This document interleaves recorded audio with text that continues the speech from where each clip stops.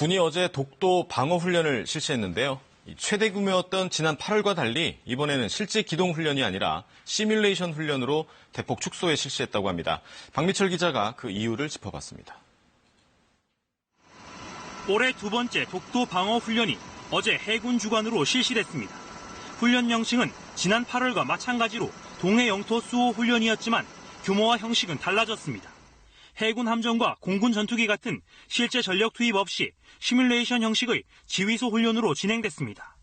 독도 방어 훈련이 지휘소 훈련으로 치러진 건 이번이 처음입니다. 훈련 일수도 이틀에서 하루로 축소됐고 독도 상륙 훈련도 생략됐습니다.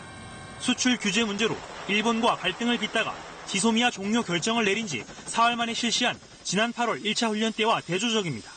당시에는 육해 공군과 해병대 병력은 물론 해경까지 총출동해 역대 최대 규모로 훈련이 진행됐고 이지스함을 포함한 최정예 전력도 투입됐습니다.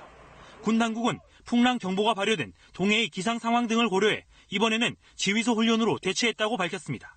하지만 수출 규제 문제를 놓고 한일 간 논의가 재개된 점을 고려해 훈련 수위를 조절한 것 아니냐는 평가가 나옵니다. 지난 24일 한일 정상회담에서 두 정상이 대화를 통해 문제를 해결하자고 뜻을 모은 것도 영향을 미친 것으로 보입니다. 독도 방어 훈련은 지난 10여 년간 해마다 2차례씩 실시됐습니다. 훈련 때마다 강하게 반발했던 일본 정부는 이번에도 우리 정부에 지극히 유감이라고 항의하며 훈련 중단을 요구했습니다. KBS 뉴스 박민철입니다.